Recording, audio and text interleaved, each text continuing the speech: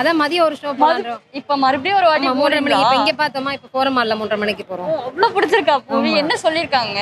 அது ஒரு முஸ்லீம்ல வாழ்வியல்ல அந்த கஷ்டங்கள் நஷ்டங்கள் அந்த இது எல்லாத்தையுமே சொல்லியிருக்காங்க. சூப்பரா ஃபேமிலியோட போய் ஃபேமிலியோட பார்க்கலாம். எப்படி என்ஜாய் பண்ணீங்க மூவி? நல்லா என்ஜாய் பண்ணேன். நல்லா என்ஜாய் பண்ணீங்களா? என்ன புரிஞ்சது மூவில? ஒரு லவ் சம்பந்தப்பட்ட மாதிரி. அப்படிங்களா?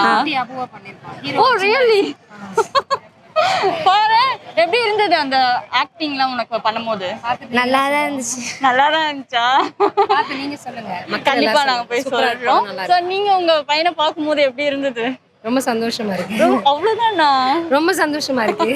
Okay thank you ma'am. Thank you. எப்படி இருந்தது மூவி? படம் சூப்பரா இருந்துச்சுங்க. என்ன எப்படி அவங்களோட ஆக்டிங்லாம் எப்படி இருந்தது? எல்லாரோட ஆக்டிங்கும் சூப்பரா இருந்துச்சு. எஸ்பெஷலா கஸ்தூரி ராஜாவோட ஆக்டிங் பிரமாதமா இருந்துச்சு.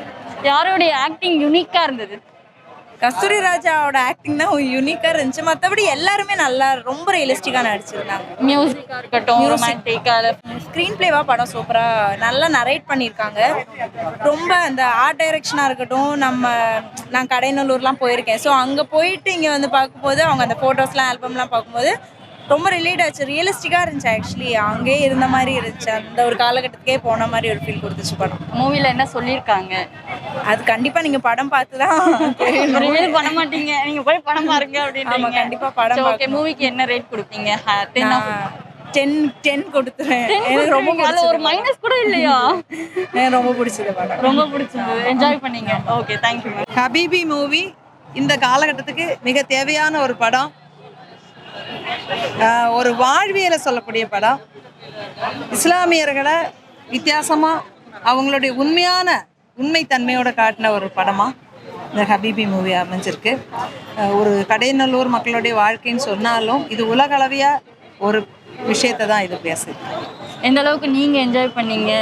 ஃபேமிலியா வந்தா அவங்க எப்படி என்ஜாய் பண்ணுவாங்க? ஃபேமிலியாக வந்தால் அந்த அதாவது எங்களுடைய அந்த வயசுக்கு ரொம்ப ரிலேட்டட் ஆகும்.